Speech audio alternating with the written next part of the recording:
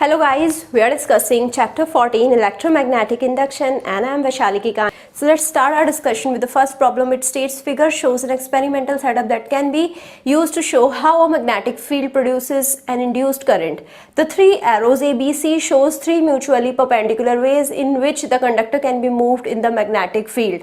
Along which of these directions must the conductor be moved to induce a current? So now here let's suppose the first case where the conductor is moved vertically along the A direction. So when the conductor is moved vertically along A direction, you can see it is parallel to the magnetic field, and because it is parallel to the magnetic field, there is no change in the magnetic field and no current produced, as the magnetic field is not changing relative to the conductor, and the condition required for the production of the current is that the magnetic field changes relative to the conductor's movement, right? It is not happening here, so no current.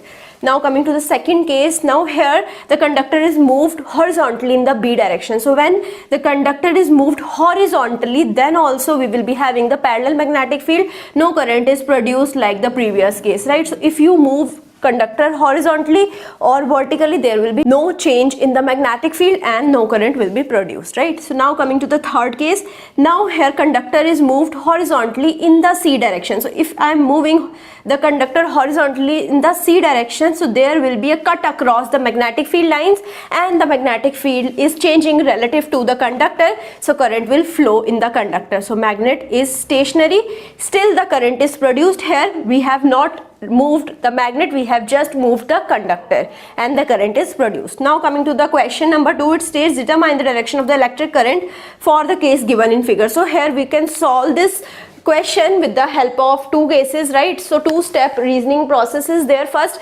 the lower end of the coil must become the north pole of the induced field in order for it to oppose the removal of south pole of inducing magnet. So according to the Lenz's law, the movement is going to be opposed. So if I have, so here we will be having north and here we will be having south. So it is moving away. So the north pole is going to attract the south pole. So it is going to oppose the away movement when the north pole is induced over here. And this is the Lenz's law, right? The movement is opposed by the production of the poles. So now here you can see this is the north pole, this is the south pole. So the direction of the magnetic field is like this. So if I use the right hand rule, so here you can see the direction of current will be along the fingers, along the curl of my finger, which is in this direction, right? So apply the right hand thumb rule, direction of the electric current must be left. So you can see the direction of current is left. So in the same manner we can proceed with the last question.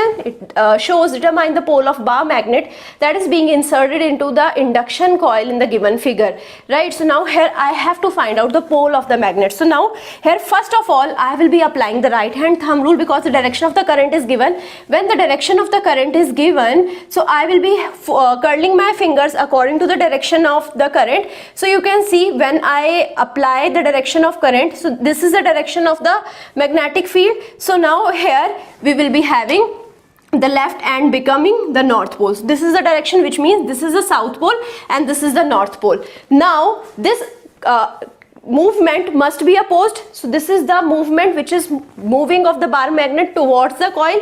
So it will be opposed when the coil is going to repel the bar magnet. So for repelling, this side would be the north side. According to the Lenz's law, the pole of the bar magnet that would be opposed by the north pole, so it enters the coil as an and pole is north pole itself. So I hope you understood how I denoted the north pole. This must be the south pole. So I hope you understood this. Thank you so much.